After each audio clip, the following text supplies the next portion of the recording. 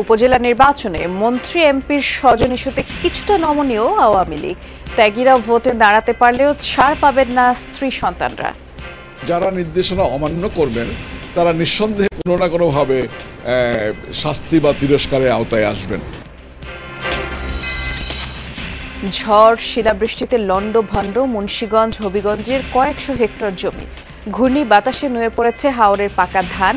সরকারি সহায়তা চায় কৃষক। শিলাবৃষ্টির কারণে আমাদের ফসলের জমি খুব ক্ষতিগ্রস্ত। ধান জড়াইটা বাতাসে ধান ফেলাই দিচ্ছে।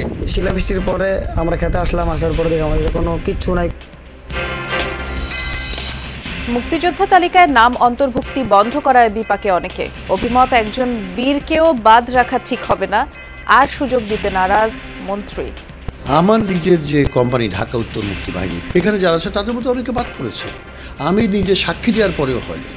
আমার মনে হয় একজন মুক্তিযোদ্ধা তালিকা থেকে বাদ পড়া উচিত নয়। আমার ব্যক্তিগত আমি মনে করি না যে 50 বছর পরে আর সুযোগ দেওয়া উচিত। নতুন কমিউটার ট্রেন চালু হয় উচ্ছ্বসিত পদ্মাপাড়ের মানুষ। স্টপেজ বাড়ানো আর ভাড়া কমানোর দাবি, চান পণ্য পরিবহনের সুযোগ। কোটি কোটি টাকার প্রকল্প বরাদ্দ হলেও উজাড় নওগাঁর আলতা দিঘি জাতীয় উদ্যানের প্রাণ প্রকৃতি। লুটপাটি উদ্দেশ্য, অভিযোগ সচেতন মহলের। তথ্য প্রযুক্তি খাতের উদ্যোক্তাদের সংগঠন বেসিসের নির্বাচনকাল। কর অবকাশ সুবিধা বহাল রাখা সহ নানা সুবিধা নিশ্চিতের আশ্বাস প্রার্থীদের। গাজায় যুদ্ধবিরতি প্রস্তাবে রাজি হামাস, শর্ত পূরণ হয়নি এই অভিযোগে ইসরায়েল চুক্তি সয়ে নারাজ। রাফায় স্থলাভিযানে বদ্ধপরিকর যুদ্ধকালীন মন্ত্রিসভা।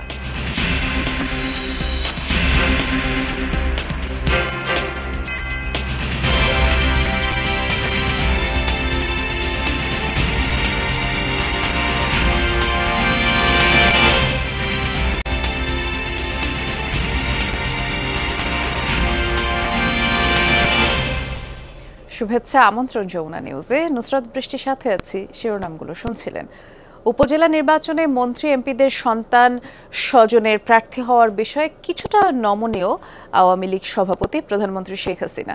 বলেছেন, স্বজনদের মধ্যে ত্যাগী কর্মীরা ভোটে দাঁড়াতে পারবেন, তবে স্ত্রী সন্তানদের বিষয়ে কোনো ছাড় নেই।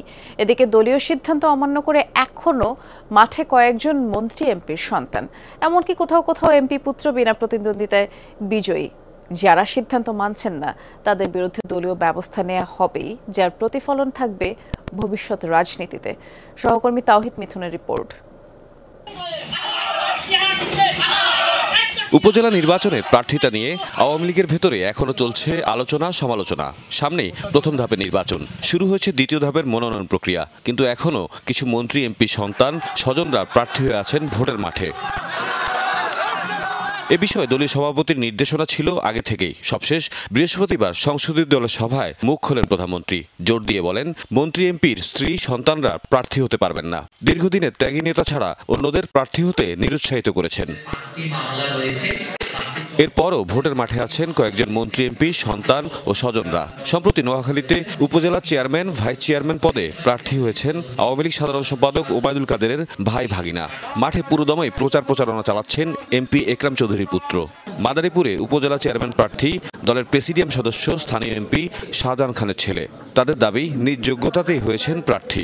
স্বজনদের মধ্যে ছেলে, মেয়ে, স্ত্রী এই তিনজন করতে পারবে না, তারপরে তো অনেকে করে। আমার বেলা কেন এই অবস্থা? তো আমি তো বাগিনা হিসাবে রক্তের মধ্যে পড়ি না, আত্মীয়তার মধ্যে পড়ি না। আত্মীয় হই, নিকট আত্মীয়ের মধ্যে পড়ি না, তা আমি নির্বাচন করতে পারবো। আমার আব্বা যেভাবে আপনাদের সেবা করেছে, আপনাদের জন্য কাজ করেছে, উপজেলার জন্য কাজ করেছে, ঠিক সেভাবেই আমি আপনাদের জন্য কাজ করতে চাই। সমাজের সকল পর্যায়ের মানুষের মধ্যেই একটি উচ্ছ্বাস দেখতে পাচ্ছি, আনন্দ দেখতে পাচ্ছি আমি নির্বাচনে নামার পর থেকে। দলের সাধারণ সম্পাদক এরই মধ্যে স্পষ্ট করেছেন, যারা সিদ্ধান্ত মানছেন না তাদের প্রতি দলের সমর্থন নেই। আমার স্বজনও একজন প্রার্থী হয়েছে আমার নিজের উপজেলা, তো সেখানে প্রশ্নটা হচ্ছে আমার এই প্রার্থীটার পেছনে সমর্থন আছে কিনা, সম্মতি আছে কিনা, আমি তার পক্ষে প্রশাসন বা নির্বাচনকে প্রভাবিত করার চেষ্টা করছি কিনা। আওয়ামী লীগের নীতি নির্ধারকদের দাবি, দলের প্রধানের সিদ্ধান্তের প্রতি সম্মান জানিয়ে এরই মধ্যে অনেক মন্ত্রী এমপির সন্তান স্বজনরা ভোটের মাঠ থেকে সরে গেছেন।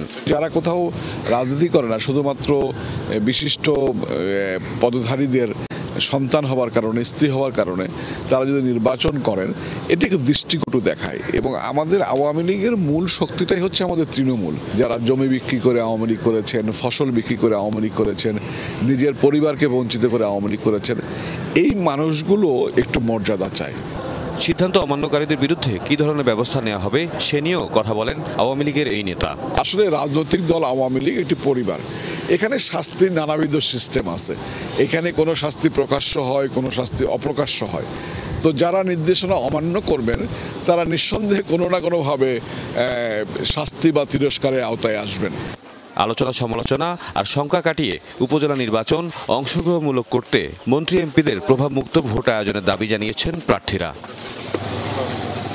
তাওহিদ মিথুন, যমুনা নিউজ, ঢাকা। পাবনা সূর্যনগর উপজেলার চেয়ারম্যান প্রার্থী শাহিনুজ্জামান শাহিন সহ 10 জনকে আটক করেছে র‍্যাব 12। সোমবার রাতে চর ভবানীপুর এলাকা থেকে তাদেরকে আটক করা হয়। RAB 12 company commander major Ehteshamul Haque Khan জানিয়েছেন, নির্বাচন উপলক্ষে নিয়মিত টহল দিচ্ছিল ব্যাটালিয়ন। এ সময় সন্দেহ হওয়ায় উপজেলা চেয়ারম্যান প্রার্থী শাহিনুজ্জামান শাহিনের গাড়িতে তল্লাশি চালানো হয়। তখন 2 ব্যাগ ভর্তি 22,82,000 টাকা জব্দ করা হয়। প্রাথমিক ধারণা, ভোটারদের প্রভাবিত করতে বিপুল অর্থ ব্যবহার করা হচ্ছিল। ঘটনাস্থল থেকে প্রার্থী সহ 10 কর্মী সমর্থককে আটক করা হয়। শিগগিরই আইনি ব্যবস্থাও নেওয়া হবে। এদিকে শাহিনকে আটকের খবরে তার সমর্থকরা সূর্যনগর থানা ঘেরাও করে বিক্ষোভ চলছে। উপজেলা চেয়ারম্যান পদপ্রার্থী শাহিনুজ্জামান শাহিনকে আমরা গাড়িতে বিপুল পরিমাণ অর্থসহ আটক করি। প্রাথমিক জিজ্ঞাসাবাদে জানা যায় এই বিপুল পরিমাণ অর্থ সে অসৎ উদ্দেশ্যে সে বহন করছিল, নির্বাচনকে বিভিন্নভাবে প্রভাবিত করার উদ্দেশ্যে। ঝড় শিলাবৃষ্টিতে লন্ডভন্ড মুন্সিগঞ্জ আর হবিগঞ্জের কয়েকশো হেক্টর জমির ফসল। ঘূর্ণি বাতাসে নুয়ে পড়েছে হাওরের পাকা ধান। শিলাবৃষ্টিতে আঘাতে ক্ষতিগ্রস্ত হয়েছে মৌসুমী শাকসবজিও। এবং আর্থিক লোকসানের মুখে কৃষকদের দাবি সরকারি সহায়তার।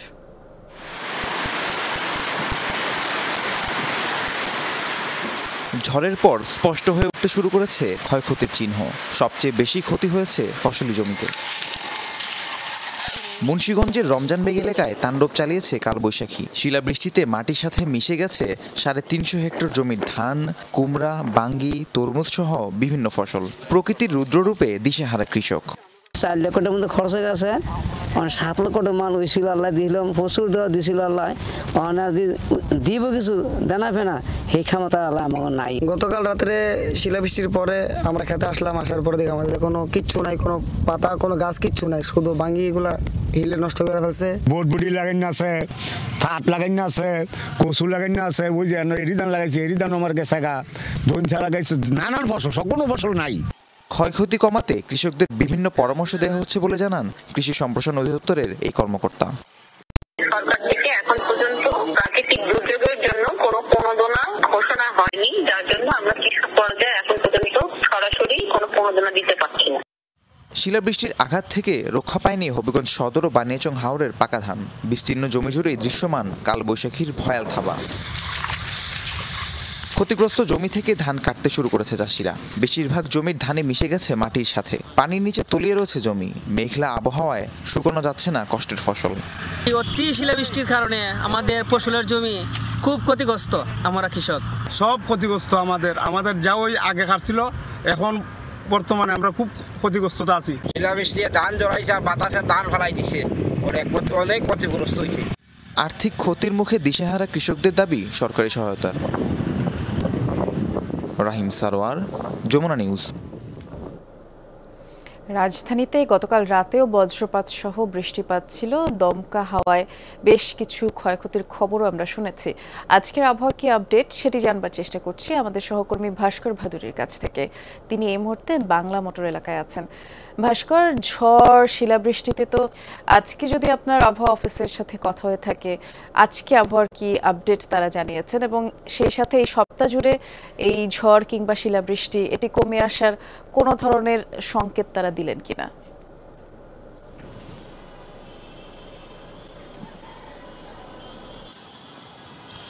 বৃষ্টি আবহাওয়া অধিদপ্তর থেকে যেটা বলা হয়েছে যে আগামী 12 এবং 13 তারিখ পর্যন্ত কিন্তু এই বৃষ্টি যে পরিমাণ পূর্বাভাসের কথা বলা হয়েছে তাই কিন্তু থাকবে এবং এর মাঝখানে কিছু কিছু দিন বৃষ্টির পরিমাণ আরও বাড়বে এবং তার পাশাপাশি একই সাথে ঝড়ো হওয়া এবং বজ্রসহ বৃষ্টিপাতের সংখ্যাও কিন্তু তারা করছেন।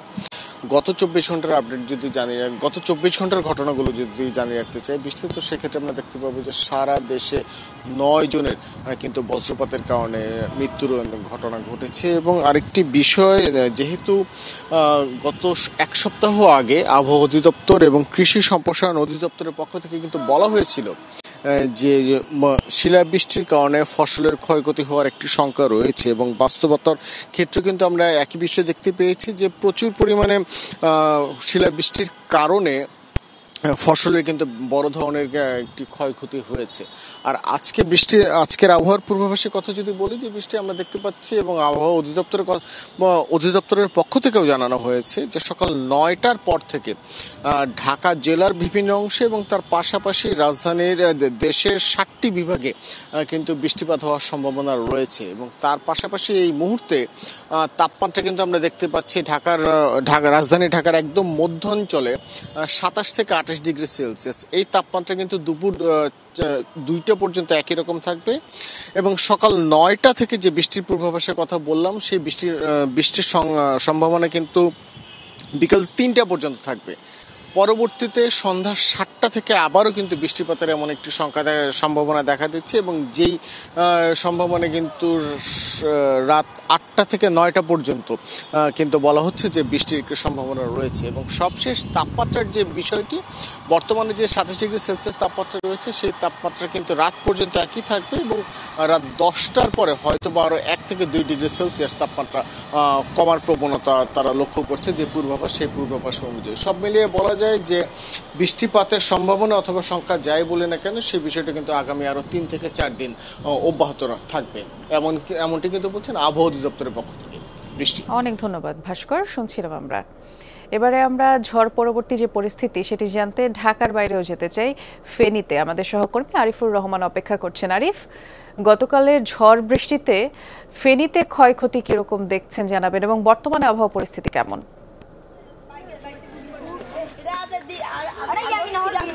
নুসরাত, গতকালকের ঘূর্ণিঝড়ের যে কালবৈশাখী ঝড়ে যেটি সবচেয়ে বেশি ক্ষতি হয়েছে সেটি হচ্ছে যে বৈদ্যুতিক খুঁটি, বৈদ্যুতিক তার ছিঁড়ে গেছে এবং কি হচ্ছে গ্রামে বিভিন্ন গাছপালা উপড়ে পড়েছে। আমি এই মুহূর্তে রয়েছি ফেনী সদর উপজেলার ধলিয়া সরকারি প্রাথমিক বিদ্যালয়ের পাশের একটি সড়কে। আপনি দেখতে পাচ্ছেন যে এই যে একটি গাছ পড়ে আছে, এখানে কিছু বৈদ্যুতিক যে তার রয়েছে সে তারগুলো কিন্তু ছিঁড়ে রাস্তায় পড়ে আছে।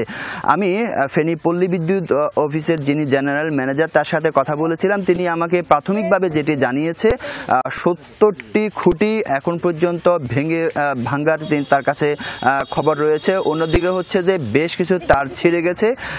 এর বাইরে আমরা যেটি দেখেছি সেটি হচ্ছে যে গ্রামীণ যে সকল সড়কগুলো রয়েছে সে সকল সড়কগুলো এখনও অনেকগুলো বন্ধ রয়েছে। কারণ হচ্ছে যে বড় বড় যে গাছগুলো যেগুলো পড়েছিল সেটির কারণে এখনো সে যাতায়াত কিন্তু ব্যবস্থা এখনো স্বাভাবিক হয়নি। তবে এই যে আমরা ফেনী পল্লী বিদ্যুতের যিনি জেনারেল ম্যানেজার রয়েছে আমি তার সাথে কথা বলেছিলাম, তিনি আমাকে যেটি জানিয়েছেন যে কখন নাগাদ যে এটি স্বাভাবিক হবে সেটি এখনো তিনি নিশ্চিত করে বলতে পারেনি। অন্যদিকে হচ্ছে যে আমরা পিডিবির যে খবরটি পেয়েছি শুধুমাত্র হচ্ছে যে ফেনী জেলা শহরে এখন বিদ্যুৎ সংযোগ রয়েছে। এর বাইরে হচ্ছে যে আমি ফেনীর জেলা প্রশাসকের সাথেও কথা বলেছি, তিনি যেটি জানিয়েছেন যে এই যে গতকালকের যে কালবৈশাখীর ঝড়ে যে ক্ষতি হয়েছে সেটি যারা গ্রামীণ যে সকল ঘরবাড়ির ক্ষতি হয়েছে তারা তাদের খোঁজ খবর নিচ্ছে এবং কি তারা খোঁজ খবর নিয়ে তাদেরকে তারা সহযোগিতা করবেন বলে জেলা প্রশাসক আমাদেরকে জানিয়েছেন।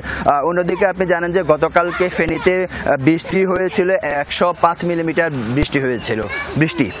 শুনছিলাম আরিফ, ধন্যবাদ জানাচ্ছি আপনাকে।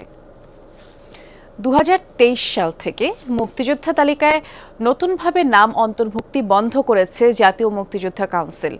ফলে আগের তালিকায় বাদ পড়া আসল মুক্তিযোদ্ধা আর নতুনভাবে তালিকাভুক্ত হতে চাওয়া মুক্তিযোদ্ধা এবং তাদের পরিবার বিপাকে পড়েছে। মুক্তিযোদ্ধা ও সাংস্কৃতিক ব্যক্তিত্ব নাসির উদ্দিন ইউসুফ বাচ্চু বলছেন, একজন বীর সেনানীকেও তালিকার বাইরে রাখা ঠিক হবে না। তবে মুক্তিযুদ্ধ বিষয়ক মন্ত্রী আকমা মোজাম্মেল হক সাফ জানিয়েছেন, তালিকায় নতুনভাবে নাম লেখানোর আর সুযোগ নেই। কিশোরগঞ্জের আব্দুস সালাম রিকশা চালিয়ে জীবন ধারণ করেন, ছিলেন দেশের মুক্তি সংগ্রামের যোদ্ধা, কিন্তু নানা কারণে মুক্তিযোদ্ধা তালিকায় নাম ওঠাতে পারেননি।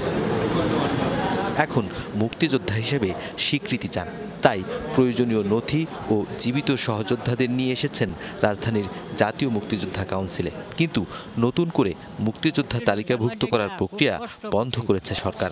এখন আমার রিক্সা চালায় খাইতে হয় বাচ্চা কাচ্চা লইয়া, আমি এখন পর্যন্ত তালিকাভুক্ত হইতে পারি না। কারণ আমি খুব কষ্টের মধ্যে আছি, যদি সরকার একটু আমার খেয়াল নেয় যে আমি একটু বাঁচি। ভোলার কৃষক বনজামাই সিরাজ ও শ্যালক ফজলুর রহমানের গল্প এমন, কিন্তু তারাও পারছেন না মুক্তিযোদ্ধা তালিকায় নাম লেখাতে। কুমিল্লার প্রয়াত মুক্তিযোদ্ধা হাসান শহীদ বাবুলকে মুক্তিযোদ্ধার তালিকা থেকে বাদ দেওয়া হয়, তার পরিবারও চেষ্টা করছেন, তালিকাভুক্ত হতে পারছেন না। সন্তান হিসেবে আমার একটাই দাবি, আমার বাবার যেন মুক্তিযোদ্ধা হিসেবে স্বীকৃতি পান। উনি কেন স্বীকৃতি পাবে না? আমাদের সমস্ত ডকুমেন্ট থাকার পরেও এইটুকু আমার দাবি, শুধু স্বীকৃতি না, ওনার আত্মার শান্তির জন্য। উনি ধুকে ধুকে ক্যান্সার রোগে আক্রান্ত হয়ে মারা গেছে, শুধু এই মনে কষ্ট পেয়ে যে উনি মুক্তিযোদ্ধার স্বীকৃতি পায়নি। আমরা আবেদন চাই, আমরা আবেদন যাই, আমাকে আবেদন দিবে না, সরকার নিষেধ করে দিতে বলে। যদি আমরা সঠিক মুক্তিযোদ্ধা না হই তো আমাদের মুক্তিযোদ্ধা দিয়েন না। আমাদের বাড়ি নেই, ঘর নেই, কিচ্ছু নাই, ছেলেমেয়েরা খাইতে পারতে খুব কষ্টবিদ্ধ হয়ে গেছে। যাতে আমরা মুক্তিযোদ্ধার গ্যাসের পাইতে পারি, আমরা কাছে ফেরত জানে মঞ্জুর করা হোক। 2 লাখেরও বেশি মুক্তিযোদ্ধা ও তাদের পরিবারকে ভাতা দিচ্ছে সরকার। মন্ত্রণালয়ের হিসেবে 1,80,513 জন বেসামরিক মুক্তিযোদ্ধা আছেন। স্বাধীনতার 53 বছরে এসেও মুক্তিযোদ্ধাদের কেউ কেউ রয়ে গেছেন তালিকার বাইরে। সবাইকে সুযোগ দেওয়া হোক এবং একটা আহ্বান জানানো হোক 1 বছরের সময় দিয়ে, যেই সময়সীমার মধ্যে আপনারা আবেদন করুন। আমার নিজের যে কোম্পানি ঢাকা উত্তর মুক্তি বাহিনী, ঢাকা শহর এবং সাভার, ধামরাই, কেরানীগঞ্জের অঞ্চলের, এখানে যারা আছে তাদের মধ্যে অনেকে বাদ পড়েছে। আমি নিজে সাক্ষী দেওয়ার পরেও হয়নি। আমার মনে হয় একজন মুক্তিযোদ্ধা তালিকা থেকে বাদ পড়া উচিত নয়।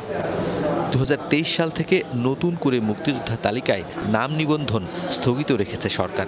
স্বাধীনতার পর থেকে এখন পর্যন্ত 7 বার মুক্তিযোদ্ধাদের তালিকাভুক্ত হবার সুযোগ দেওয়া হয়েছে। মুক্তিযুদ্ধের 53 বছর পরে নতুনভাবে একজন মুক্তিযোদ্ধা হিসেবে আবেদন করবেন, এখন সেই সুযোগ সঠিক হোক আর ব্যাটিক হোক, যদি সত্যিকার হয়েও থাকে তার ক্ষেত্রে আর আবেদন করার সুযোগ নেই, যেহেতু সে গত 53 বছরে এই সুযোগ গ্রহণ করেনি। সরকার বিবেচনা করবে কিনা বলতে পারে, মাননীয় প্রধানমন্ত্রীর বরাবর আবেদন করতে পারে। তবে আমার ব্যক্তিগত আমি মনে করি না যে 50 বছর পরে আরও সুযোগ দেওয়া উচিত। তালিকা থেকে বাদ পড়া মুক্তিযোদ্ধা ও তাদের পরিবার জাতীয় মুক্তিযোদ্ধা কাউন্সিলে আপিল করেছেন, তাদের আবেদনের উপর শুনানিও হচ্ছে। তবে তালিকায় নাম লেখাতে ইচ্ছুক কিন্তু পারছেন না, তাদের জন্য করণীয় উচ্চ আদালতে মামলা করা। উচ্চ আদালত আদেশ দিলে তালিকাভুক্ত হতে বাধা থাকবে না। নুনবী সরকার, যমুনা নিউজ, ঢাকা। মফস্বলে লোডশেডিং কমাতে নির্দেশ দিলেন প্রধানমন্ত্রী শেখ হাসিনা। মন্ত্রিপরিষদ বৈঠকে এ নিয়ে আলোচনার পর বিদ্যুৎ প্রতিমন্ত্রী জানিয়েছেন, এরই মধ্যে বাস্তবায়ন শুরু হয়েছে। বলেছেন, বিদ্যুৎ উৎপাদনে আর্থিক ও জ্বালানি সংকট অনেকটাই মিটেছে। সোমবার মন্ত্রিসভায় আরও জানানো হয়, সুন্দরবনের আগুন পরিস্থিতিও নিয়ন্ত্রণে। তীব্র গরমে মফস্বলে বিদ্যুতের লোডশেডিং পৌঁছায় অসহনীয় মাত্রায়। কোথাও কোথাও 15 থেকে 16 ঘন্টাও দেখা মেলেনি বিদ্যুতের। মন্ত্রিসভার বৈঠকে বিদ্যুৎ পরিস্থিতি নিয়ে জানতে চান প্রধানমন্ত্রী শেখ হাসিনা। বিদ্যুৎ প্রতিমন্ত্রী জানান, কিছু কেন্দ্র বন্ধ আছে, আবার জ্বালানি ও আর্থিক সংকটও লোডশেডিংয়ের কারণ। এই সংকট এখন অনেকটা কেটে গেছে বলে দাবি করেছেন তিনি। অর্থের সংস্থা এবং আমাদের তেলের সংস্থা, এই দুটা জিনিসকে সমন্বয় করতে হবে। সেটা করতে আমাদের যে সময়টুকু লেগেছে সেই সময়টুকু কিন্তু আমাদের বেশ কিছু জায়গায়, গ্রাম অঞ্চলে অনেক জায়গাতে আমাদের লোডশেড করতে হয়েছে, বা সার্বিকভাবে এখন পরিস্থিতি আগের থেকে ভালো। প্রধানমন্ত্রী মফস্বলে লোডশেডিং কমানোর নির্দেশনা দিয়েছেন বলে জানান প্রতিমন্ত্রী। এক্ষেত্রে প্রয়োজনে শহরে লোডশেডিং বাড়িয়ে সমন্বয়ের কথা বলা হয়। মাননীয় প্রধানমন্ত্রীও এটা ওয়াকিবহাল এবং মাননীয় প্রধানমন্ত্রী আমাদেরকে ইনস্ট্রাকশন দিয়েছেন যাতে গ্রাম অঞ্চলে নিরবিচ্ছিন্ন বিদ্যুৎ যত দ্রুত পারা যায় ব্যবস্থা করতে। আমরা সেটাই ব্যবস্থা করে এখন একটা ভালো অবস্থায় আসছি। আমার মনে হয় না যে কোথাও লোডশেড করে আরেক জায়গায় দেওয়ার জন্য ব্যবস্থাটা করতে হবে না, তবে আমি মনে করি আগের থেকে ভালো অবস্থায় আমরা। আজকে যদি দেখেন জিরো লোডশেড, আস্তে আস্তে ধীরে ধীরে কমে আসতেছে। মন্ত্রিসভায় প্রধানমন্ত্রী শেখ হাসিনা সুন্দরবনের আগুনের সবশেষ পরিস্থিতি জানতে চেয়েছিলেন। পরিস্থিতি নিয়ন্ত্রণে আছে বলে স্বরাষ্ট্রমন্ত্রী সভায় অবহিত করেছেন। আগুন নিয়ন্ত্রণে আছে, আগুন 100% নিভে গেছে এরকম ভাবে না, নিয়ন্ত্রণে আছে, মানে এখন কন্ট্রোল করা গেছে, কোঅর্ডিনেট করা গেছে। ওখানে ক্লোজ মনিটরিং অবজারভেশনে রাখবেন আগামী কয়েকদিন, তারপর তারা ডিক্লেয়ার করবেন। মন্ত্রিসভায় প্রত্নসম্পদ আইনের প্রস্তাবনা উত্থাপিত হলেও এর কয়েকটি ধারা সংশোধনের পরামর্শ দিয়ে ফেরত পাঠানো হয়েছে বলেও জানিয়েছেন মন্ত্রিপরিষদ সচিব। আলমগীর স্বপন, যমুনা নিউজ, ঢাকা। সিরাজগঞ্জ উপজেলা নির্বাচনে চেয়ারম্যান পদপ্রার্থীর সাথে গোপন বৈঠকের অভিযোগে 5 প্রিজাইডিং কর্মকর্তা সহ 6 জনকে গ্রেফতার করেছে পুলিশ। সোমবার রাতে এক সংবাদ বিজ্ঞপ্তিতে এই তথ্য জানিয়েছেন জেলা প্রশাসক মাহবুবুর রহমান। বলেছেন, রোববার গভীর রাতে সদর উপজেলা চেয়ারম্যান প্রার্থী রিয়াজউদ্দিনের সাথে গার্ডেন প্যালেস রিসোর্টে গোপন বৈঠক করেন 10 প্রিজাইডিং কর্মকর্তা। খবর পেয়ে ঘটনাস্থলে অভিযান চালায় পুলিশ, আর তখন কাউকে পাওয়া না গেলেও সিসি ক্যামেরা ফুটেজ পর্যবেক্ষণ করে 6 জনকে গ্রেফতার করা হয়। তারা হলেন শিয়ালকোল সরকারি প্রাথমিক বিদ্যালয়ের সহকারী শিক্ষক আমিনুর ইসলাম, যমুনা ডিগ্রি কলেজের সহকারী অধ্যাপক Sirajul Islam, SB railway colony উচ্চ বিদ্যালয়ের প্রধান শিক্ষক Ashraful Islam, police line school and কলেজের প্রভাষক আবু সামাদ, বাহুকা ডিগ্রি কলেজের প্রভাষক বাচ্চু কুমার ঘোষ, জনতা ব্যাংক পিএলসি ফজলুল হক সড়ক শাখার ইয়াসিন আরাফাত। গ্রেফতারের পরে দিনভর জিজ্ঞাসাবাদ চলে এবং এই ঘটনায় 8 জনের নামে এবং অজ্ঞাতনামা 20 জনের বিরুদ্ধে মামলা করা হয়েছে। 10 জন প্রিজাইডিং অফিসারের বিরুদ্ধে অভিযোগ এসেছে। ইতিমধ্যে আমরা 10 জন প্রিজাইডিং অফিসারকে আমরা পরিবর্তন করে নতুন প্রিজাইডিং অফিসার এখানে দায়িত্ব দিয়েছি। জড়িতদের মধ্যে যিনি ওই গোপন বৈঠকটা আয়োজন করেছেন তাকে এবং 5 জন প্রিজাইডিং অফিসারকে আটক করা হয়েছে। পদ্মা সেতু হয়ে নতুন কমিউটার ট্রেন চালু হওয়ায় উচ্ছ্বসিত পদ্মা পাড়ের মানুষ। তবে ফরিদপুর শহর সহ কয়েকটি স্টেশনে যাত্রা বিরতি না দেয়ায় অসন্তোষ রয়েছে। ভাড়া কমানো আর কৃষি পণ্য সহ অন্যান্য মালামাল পরিবহনের সুযোগ করে দিলে পদ্মা পাড়ের মানুষ আরও উপকৃত হবে বলেই মনে করছেন স্থানীয়রা। পদ্মা সেতু হয়ে সম্প্রতি চালু হয়েছে নতুন কমিউটার ট্রেন। পদ্মাপাড়ের কয়েক জেলার মানুষের রাজধানীতে যাতায়াতে খুলেছে নতুন দুয়ার। রাজবাড়ী থেকে ভোর 5টায় ছেড়ে আসা চন্দনা কমিউটার ফরিদপুরের ভাঙ্গায় পৌঁছে দেয় 1 ঘন্টার যাত্রা বিরতি। এরপর নাম পাল্টে ভাঙ্গা কমিউটার হিসেবে সকাল 7:15টায় ছাড়ছে রাজধানীর উদ্দেশ্যে।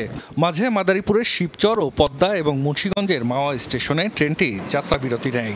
সকাল 9টার আগেই কমলাপুর স্টেশনে পৌঁছাচ্ছে ভাঙ্গা কমিউটার। নতুন ট্রেন চালুর ফলে উচ্ছ্বসিত পদ্মাপাড়ের মানুষ। সকালবেলা গিয়ে তাদের এই ট্রেনের মাধ্যমে ঢাকাতে পৌঁছতে পারবে এবং তাদের কর্মক্ষেত্রে যেতে পারবে বা যার যার কাজ আছে শেষ করে আবার পদ্মা সেতুর উপর দিয়ে আবার দিন শেষে কিন্তু তারা এসে বাড়িতে থাকতে পারবে। এই ট্রেনটা চালু হওয়ার পর আমাদের জন্য অনেক সুবিধা হয়েছে, কারণ আমি ক্লাস করার পর সন্ধ্যার সময় সকালে যাব ঢাকায়, তারপরে সন্ধ্যার সময় 6টার সময় আমি আবার ব্যাক করতে পারবো বাসায়। ভারতে আছে, বিভিন্ন মালয়েশিয়া, বিভিন্ন দেশে কিন্তু রেলে করে যেই কিন্তু অফিস করে এবং রেলে করে আসে। ইনশাল্লাহ আমাদেরও সেই সফটওয়্যার করা হবে। তবে রাজবাড়ির যাত্রীদের ঢাকা পর্যন্ত আসতে টিকিট কাটতে হচ্ছে 2 বার। প্রথমে রাজবাড়ী থেকে ভাঙ্গা, পরে ভাঙ্গা থেকে রাজধানী পর্যন্ত। ফরিদপুর শহর সহ কয়েকটি স্টেশনে যাত্রা বিরতি না দেয়ায় অসন্তোষ রয়েছে। এছাড়া ভাড়া কমানোর পাশাপাশি কৃষিপণ্য সহ বিভিন্ন মালামাল পরিবহনের সুযোগেরও দাবি উঠেছে। ট্রেনে যে ভাড়া 205 টাকা করা হয়েছে, তো আমার মনে হয় বেশি হয়েছে। কমিউনিটি ট্রেনে ভাড়া ধরা হয়েছে আপনার আন্তনগর ট্রেনে। যারা স্টুডেন্ট, যারা চাকরিজীবী, তারা তো উপকৃত হবে না, কারণ ভাড়া বেশি থাকার কারণে তারা তো এভাবে যেতে পারবে না। রাজবাড়ী থেকে যে ট্রেনটা ভাঙায় এসে দাঁড়াবে 1 ঘন্টা এবং এখান থেকে ঢাকায় যাবে, তা ফরিদপুরের কোনো যাত্রীরা এটা সুযোগ সুবিধা পাবে না। আর এই রেলওয়ের এটা অদূরদর্শিতা একটা পরিকল্পনা আমরা মনে করি। মালবাহী ট্রেনের বগি যদি সংযুক্ত করা হয় তাহলে আমরা যারা এই দক্ষিণবঙ্গের ব্যবসায়ী আছেন তাদের ব্যবসায়ী আরও চাঙ্গা হবে। আগামীতে ট্রেনের সংখ্যা আরও বাড়ানো হবে বলে জানিয়েছেন রেলমন্ত্রী। উন্নত মানের কোচ দেওয়া হয়েছে, আমাদের ভাড়া মানে আন্তনগর ট্রেনের এই মানটাই বজায় রাখতে চাই আপনার ভাঙ্গা থেকে ঢাকা পর্যন্ত। তো কাজেই এটা আমার মনে হয় খুব একটা অসুবিধা হবে না। নতুন চালু হওয়া কমিউটার ট্রেন শুক্রবার বাদে সপ্তাহে 6 দিন চালু থাকছে। জাহিদ হাসান, যমুনা নিউজ। নওগাঁর আলতাদিঘি জাতীয় উদ্যানের প্রাণ প্রকৃতি উন্নয়নে 10 বছরে অন্তত 15 কোটি টাকার প্রকল্প বরাদ্দ হয়েছে, অথচ রক্ষার বিপরীতে বন উজাড় হচ্ছে। বরাদ্দের টাকা লুটপাট করতে এসব প্রকল্প হাতে নেয় বন বিভাগ, এমন অভিযোগ স্থানীয়দের। আলতাদিঘি ঘুরে এসে আরো জানাচ্ছেন সহকর্মী শফিক ছোটন, ছবি তুলেছেন আরেক সহকর্মী সিয়াম শাহরিয়া। প্রাকৃতিক শালবনের মাঝেই গড়ে তোলা হচ্ছে কংক্রিটের স্থাপনা। দিঘি সংস্কার করতে গিয়ে কাটা হয়েছে হাজার হাজার গাছ, মাটি ভরাট করায় চরম ক্ষতিতে শালবন। প্রাণীতে ভরপুর হওয়ার কথা এই শালবন জাতীয় উদ্যান, কিন্তু বর্তমানে সেটি আর চোখে পড়ে না বা কারো মুখেও শোনা যায় না যে এই প্রাণীগুলো আছে। ক্রমান্বয়ে দেখা যাচ্ছে আলতাদিঘির বনটা সম্প্রসারিত হওয়ার বদলে সংকুচিত হচ্ছে। সুতরাং এই যে বরাদ্দগুলো আসতেছে, প্রকল্পগুলো আসতেছে, এর উদ্দেশ্যটা কি? প্রকল্পগুলো নেওয়াই হচ্ছে টাকা লুটপাট করার জন্য, আর এই টাকা লুটপাট করতে গিয়েই তারা কিন্তু বন এবং প্রকৃতিকে তারা ধ্বংস করছে। জীববৈচিত্র্য সংরক্ষণ, বন সম্প্রসারণ ও পর্যটকদের জন্য আধুনিক সুবিধা গড়ে তুলতে প্রায় 7.5 কোটি টাকার প্রকল্প বাস্তবায়ন করছে বন বিভাগ। এর আগেও আরও বেশ কয়েকটি প্রকল্প বাস্তবায়ন হয়েছে এখানে, কিন্তু উদ্যানের করুণ অবস্থায় প্রশ্নবিদ্ধ এসব কর্মকাণ্ড। যেগুলো যে ক্ষতিকারক যে সমস্ত গাছগুলো ছিল, যেমন হচ্ছে যে ইউক্যালিপটাস যে গাছগুলো ছিল, এইগুলোকে করে অপসারণ করে এখানে আমাদের দেশীয় প্রজাতির শোভাবর্ধনকারী যে সমস্ত সোনালু, জারুল, এগুলো চতুর্দিক থেকে এটা লাগানো হবে। এখানে আমাদের সমৃদ্ধ বনায়ন বা এনরিচমেন্ট প্লান্টেশন যেটা বলে, সেই বনায়নগুলো করা হয়েছে। এবং তাছাড়াও ওই বনের যেখানে খালি জায়গা ছিল সেখানে প্লান্টেশনও, বনায়ন কার্যক্রমও ইতিমধ্যে হয়ে গেছে। নওগাঁর জেলা প্রশাসক বলছেন, প্রকৃতির সাথে সাংঘর্ষিক হলে প্রকল্পের কাজ বন্ধ করে দেওয়া হবে। শিগগিরই পদক্ষেপ নেওয়ার আশ্বাস দেন তিনি। প্রকল্পের যে মূল লক্ষ্য উদ্দেশ্য, সেটা থেকে যদি অতিরিক্ত কিছু করে বন ও পরিবেশের ক্ষতি করা হয়ে থাকে, তাহলে অবশ্যই যারা এটার সাথে জড়িত তাদের বিচার হবে। স্থানীয়রা বলছেন, জীববৈচিত্র্য পুনরুদ্ধার কিংবা জীববৈচিত্র্য সংরক্ষণ প্রকল্পের নামে থরে থরে টাকা এনে এখানে প্রকৃতি আর পরিবেশ ধ্বংসে মেতে উঠেছে বন বিভাগ। এই সংকট থেকে বাঁচতে চায় আলতাদিঘি শালবন। এজন্য স্থায়ী পদক্ষেপ নেওয়ার দাবি জানিয়েছেন সচেতন মহল। শফিক ছোটন, যমুনা নিউজ, আলতাদিঘি শালবন, নওগাঁ। কারো লাইসেন্স নেই, কারো থাকলেও তার মেয়াদ ফুরিয়েছে। কুড়িগ্রাম ভুরুঙ্গামারীর বেশিরভাগ ডায়াগনস্টিক সেন্টারের চিত্র এখন এমনই। স্থানীয় স্বাস্থ্য বিভাগের নজরদারির অভাবে যেখানে সেখানে গড়ে উঠছে এ ধরনের ডায়াগনস্টিক সেন্টার। এতে মানসম্মত স্বাস্থ্যসেবা থেকে বঞ্চিত হচ্ছে রোগী, বাড়ছে ভুল চিকিৎসা। লাইসেন্স নেই, তবু চলছে ডায়াগনস্টিক সেন্টারের কার্যক্রম। শুধুমাত্র লাইসেন্সের আবেদনের ভিত্তিতেই রোগী দেখা থেকে শুরু করে পরীক্ষা নিরীক্ষাও করা হচ্ছে কুড়িগ্রামের ভুরুঙ্গমারী পপুলার ডায়াগনস্টিক সেন্টারে। রক্ত পরীক্ষা বলতে যে মানে আরবিএসটা, মানে ডায়াবেটিসটা, এগুলোর টেস্ট হয়। আলট্রাসাউন্ড করা লাগবে। পরে আমি বললাম যে দাম কত, খরচ কত পড়বে? খরচ পড়বে 2100 টাকা, তা আমরা কিছু কমিশন করব। তবে ক্যামেরায় এসব অভিযোগ অস্বীকার করে মালিকপক্ষ। ওনারা তো আমাকে অনুমতি দেয় চালাবার জন্য, আমি চালাচ্ছিও না, কিন্তু আমি বসে বসে আমার যে স্টাফগুলো আছে তাদেরকে আমি বেতন দিচ্ছি। পুরো উপজেলা জুড়েই এমন চিত্র। অনেক ডায়াগনস্টিক সেন্টারই চলছে কেবল অনুমোদনের আবেদনের ভিত্তিতেই, বাকিরাও নবায়নের বিষয়ে যেন নিরুৎসাহী। কমপ্লিট আছে, সব কিছু ওকে আছে, আমার রিনিউ একটা বাকি আছে। এটা আসলে করা উচিত, আমরাও সেই ইয়াতেই চেষ্টা করতেছি। 2 বছর নবায়ন করা নাই, কিন্তু আমার টাকা পয়সা সব জমা দেওয়া আছে। এখন প্রসেসটা, এই যে লেংদি প্রসেসের কারণেই আমি কাগজ একটা জমা দিছি, ওইটা না আসা পর্যন্ত আরেকটা জমা দিতে পারতেছি না। আমাদের ক্যাটাগরি সি আর ঘটনা হলো করোনাকালীন সময় যে আমাদের এটা গেছে, এই দুটোই আমাদের বাকি আছে। এই আরেকটা আমি করছি, অবশ্য চালান করছি। যে কোনো ডায়াগনস্টিক সেন্টারে technologist, lab assistant, computer operator সহ প্রয়োজনীয় লোকবল থাকার কথা, কিন্তু বাস্তবে সেসবের বালাই নেই। দেখভালের দায়িত্ব যাদের, তাদের ম্যানেজ করেই চলে সব। আমরা কাজগুলো করে দিছে সিরাজ ভাই, সিভিল সার্জন অফিসার সিরাজুল ভাই করে ওয়াক দিয়ে আমরা করে নিই, রিভিউ করে নিই। আমার যাতায়াত কষ্ট হয়ে যায়, বলি যে ভাই একটু কাজগুলা একান্ত সহিত করে দিলে আমাদের ভালো হয়। জেলার প্রধান স্বাস্থ্য কর্মকর্তা বলছেন, এ ধরনের অনিয়মের বিরুদ্ধে শক্ত পদক্ষেপ নেওয়া হচ্ছে। অনেকগুলোরই দেখা গেছে যে লাইসেন্স দীর্ঘদিন তারা নবায়ন করেনি, এটাই একটা প্র্যাকটিস হিসেবে চালাতে চাচ্ছিল। এগুলোর বিরুদ্ধে আমরা ব্যবস্থা নিচ্ছি এবং আমরা প্রায় 10টা ক্লিনিককে জরিমানা করেছি, 2টি ডায়াগনস্টিক সেন্টার এবং 2টি ক্লিনিককে আমরা বন্ধ করে দিয়েছিলাম। কুড়িগ্রামে 9টি উপজেলায় মোট 93টি ক্লিনিক ও ডায়াগনস্টিক সেন্টার রয়েছে। বেশিরভাগেরই লাইসেন্স নবায়ন করা নেই বলে জানিয়েছে সিভিল সার্জন কার্যালয়। হুমায়ুন রশিদ, যমুনা নিউজ। আগামীকাল তথ্য প্রযুক্তি খাতের উদ্যোক্তাদের সংগঠন বেসিসের দ্বিবার্ষিক নির্বাচন। 3টি প্যানেল থেকে প্রতিদ্বন্দ্বিতা করছেন 33 প্রার্থী। আইসিটি খাতের কর অব্যাহতি, এই খাতের বিনিয়োগ এবং সহজ ঋণ প্রাপ্তির ইস্যুকেই বেশি গুরুত্ব দিচ্ছেন ভোটাররা। অন্যদিকে প্রার্থীরাও বেসিসকে আরও যুগোপযোগী করার প্রতিশ্রুতি নিয়ে ভোট যুদ্ধে নেমেছেন। স্মার্ট বাংলাদেশ বিনির্মাণের অন্যতম হাতিয়ার তথ্য প্রযুক্তি খাত, আর এই শিল্পের উদ্যোক্তাদের সক্ষমতার উপর নির্ভর করছে এর বাস্তবায়ন। তবে আগামী জুলাই থেকে উঠে যাচ্ছে এ খাতের কর অব্যাহতির সুবিধা। এছাড়া দীর্ঘদিন ধরেই অর্থায়নের জন্য ঋণ প্রাপ্তির জটিলতায় ভুগছেন উদ্যোক্তারা। তাই এবারের বেসিস নির্বাচনে এসব সংকট নিরসনে অধিক গুরুত্ব পাচ্ছে প্রার্থীর সক্ষমতা। যে কোনো টিমই আসুক না কেন, আমরা চাইবো যে কর অব্যাহতিটা অবশ্যই থাকবে এবং হচ্ছে যে এটা আমাদের কল্যাণের জন্য অবশ্যই কার্যকর হবে। যেহেতু আমি কোর জায়গাটা নিয়ে কাজ করি, সো আমার প্রত্যাশা থাকবে এই প্রোগ্রামারদের জন্য যারা মূলত ইন্ডাস্ট্রির হার্ট, তাদের ব্র্যান্ডিংটা যেন বেসিস এবার প্রপারলি করতে পারে। ব্যবসায়ীদেরকে নিয়ে যারা কাজ করতে চায়, বাংলাদেশের ডেভেলপমেন্ট নিয়ে যারা কাজ করতে চায়, স্মার্ট বাংলাদেশকে যারা গড়তে চায়, তাদেরকে নিয়ে আসলে আমরা বেশি উৎসাহী। 2031 সাল পর্যন্ত কর অবকাশ সুবিধা বহাল রাখা এবং সফটওয়্যার নির্মাতাদের জন্য ব্যাংকিং সুবিধা নিশ্চিত করতে চান প্রার্থীরা। উদ্যোগ নিতে চান বেসিসকে আরও যুগোপযোগী করার। আমরা স্বক্ষেত্রে যারা নট অনলি সাকসেসফুল, যারা কমিটেড ফর দ্য ইন্ডাস্ট্রি, এই ধরনের টিম মেম্বারকে আমরা একসাথে করে নতুন একটা টিম দিয়েছি। আমরা যেহেতু স্মার্ট বাংলাদেশ বিনির্মাণের জন্য মাননীয় প্রধানমন্ত্রী একটা ভিশন দিয়েছে 2041 সাল, সেটাকে মাথায় রেখে আমরা নেক্সট 15 ইয়ার্সের short term, mid term, long term প্ল্যানগুলো করছি। স্মার্ট বাংলাদেশ বিনির্মাণে বেসিস সদস্যদের আরও বেশি সম্পৃক্ত করার পরিকল্পনা তুলে ধরছেন অনেকে। যারাই নির্বাচিত হয়ে আসবেন তারা যত বেশি সম্ভব বোর্ডের বাইরের মেধাকে ইনক্লুড করবেন, ইনক্লুসিভ হবেন, তাহলেই আসলে আমরা সবাই মিলে একসাথে একটা স্মার্ট বাংলাদেশের দিকে যেতে পারব। লোকাল মার্কেটে অনেক ফাইন্যান্সার আছে, আমরা সেই লোকাল মার্কেটে ফাইন্যান্সারদেরকে আমরা বেসিস কোলাবোরেট করে আমরা আমাদের আইসিটি ইন্ডাস্ট্রি স্টার্টআপদের জন্য স্পেশালি আমরা তাদের জন্য দারুণ মুক্ত করব। সফটওয়্যারের অভ্যন্তরীণ বাজার দখলে নেওয়ার পাশাপাশি রপ্তানি বাজারে জোরালো অবস্থান গড়ে তোলার প্রতিশ্রুতি দিচ্ছেন বেসিস নেতৃত্ব।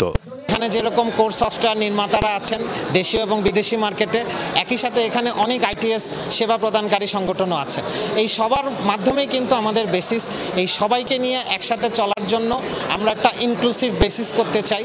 2024-26 মেয়াদের নির্বাচনে 1464 জন ভোটার 11 জন নির্বাহী পরিষদ সদস্য নির্বাচিত করবেন। মাসুদুজ্জামান রবিন, যমুনা নিউজ, ঢাকা। শেরপুরে পাহাড়ি এলাকার 4 গ্রামের বাসিন্দাদের জীবন সহজ করে দিয়েছে অটোকলের পানি। 40 বছর ধরে কোনো মোটর বা টিউবওয়েল ছাড়াই মাটির নিচ থেকে পানি উঠছে, আর তা দিয়েই চলছে চাষাবাদ সহ দৈনন্দিন কাজ। তবে প্রয়োজন ফুরালে বন্ধ করার উপায় নেই, যে কারণে পানির অপচয় হচ্ছে। মাত্র 40 থেকে 50 ফুট দৈর্ঘ্যের পাইপ কিংবা বাঁশ পুঁতে দিলেই উঠে আসে পানি। কোনো বৈদ্যুতিক সংযোগ কিংবা টিউবওয়েলের দরকার হয় না। শেরপুরের শ্রীবর্দী উপজেলায় সীমান্ত ঘেঁষা 4 গ্রাম বালিজুরি, রাঙ্গাজান, খ্রিস্টানপাড়া ও অফিসপাড়া।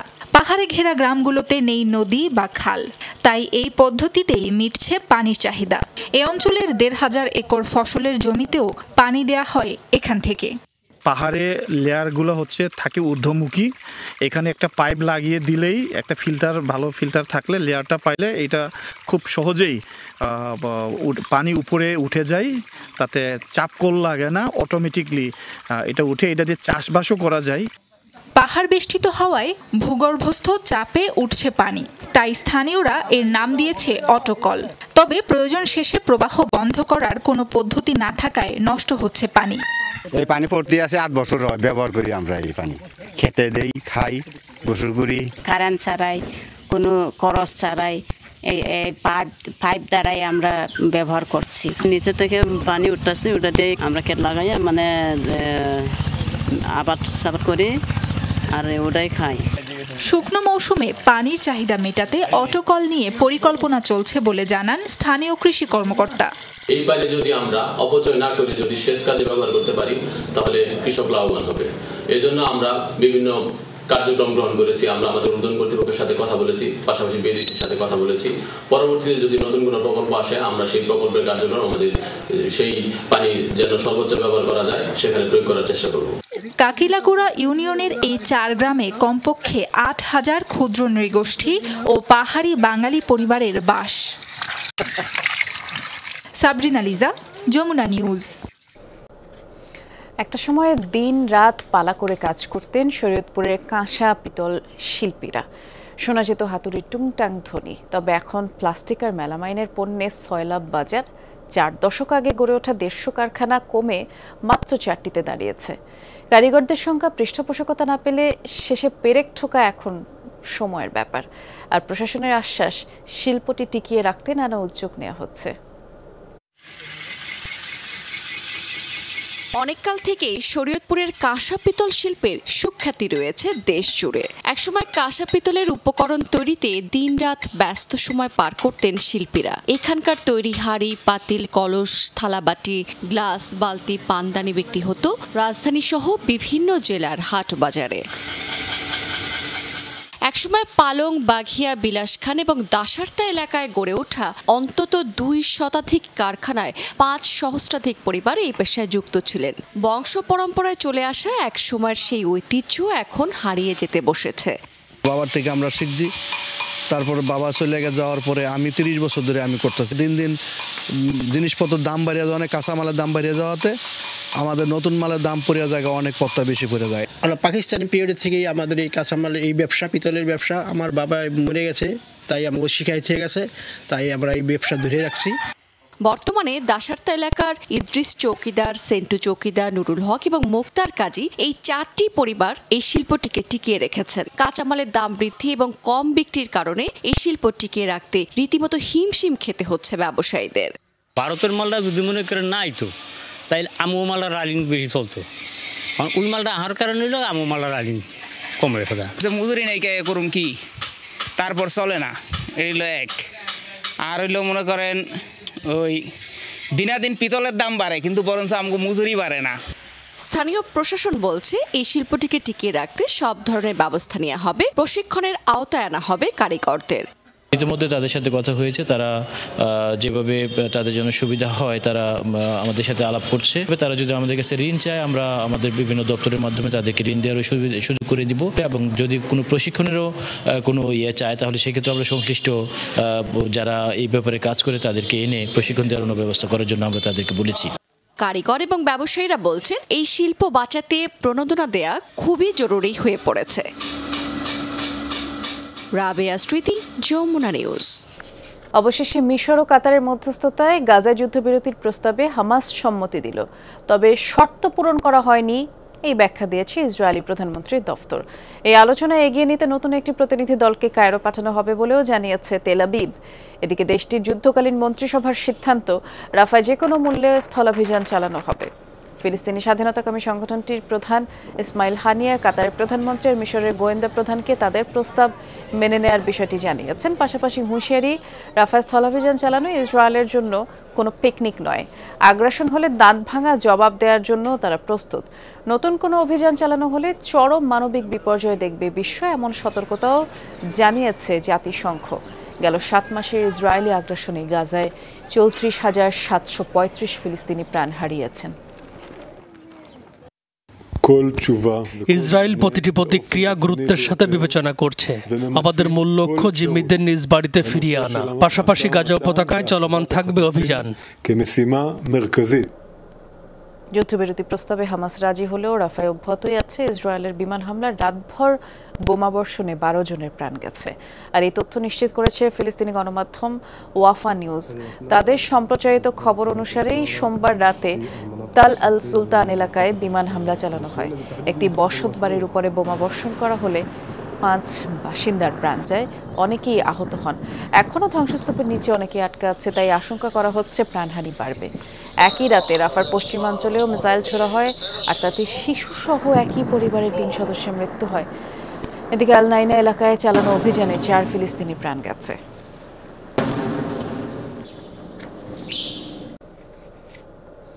ভারতের লোকসভা নির্বাচনের তৃতীয় ধাপের ভোট গ্রহণ চলছে। স্থানীয় সময় সকাল 7টায় শুরু হওয়া ভোটাভুটি সন্ধ্যা 6টা পর্যন্ত চলবে। তৃতীয় দফায় ভোট হচ্ছে 12 রাজ্যে 94 আসনে, আর এসব আসনের বিপরীতে 1351 জন প্রার্থী লড়ছেন। পশ্চিমবঙ্গে 4 আসন, যোগীপুর, উত্তর ও দক্ষিণ মালদা এবং মুর্শিদাবাদেও ভোট চলছে। এছাড়া এ দফায় গুজরাটের গান্ধীনগর থেকে লড়ছেন হেভিওয়েট প্রার্থী বর্তমান স্বরাষ্ট্রমন্ত্রী অমিত শাহ।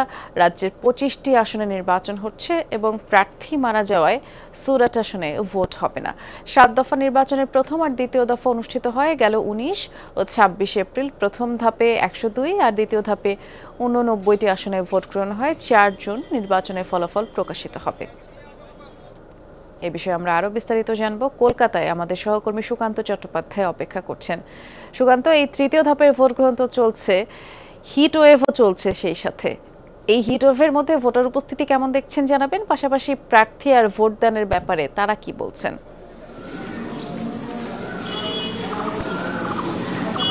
দেখুন বৃষ্টি, প্রথমে বলে রাখি যে প্রথম যে 2 দফার যে নির্বাচন হয়েছিল ওটা দেশ জুড়ে কিন্তু তীব্র দাবদাহ ছিল।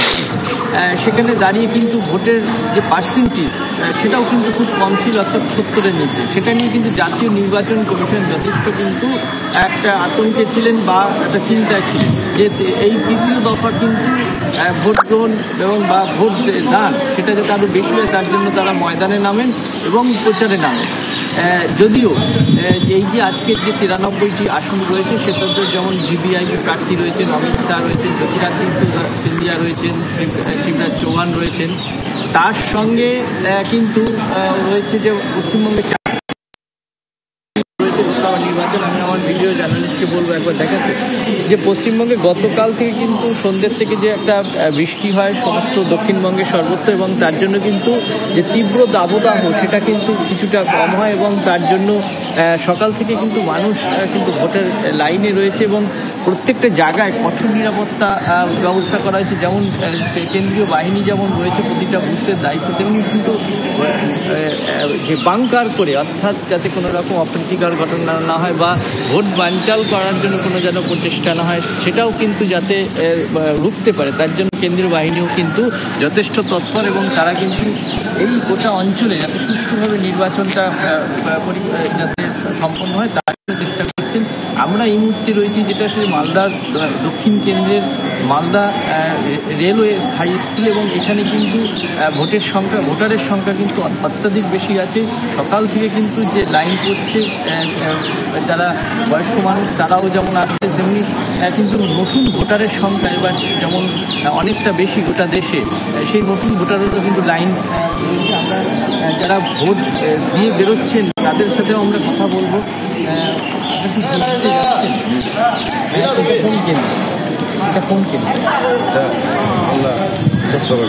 আজকে আবহাওয়াটা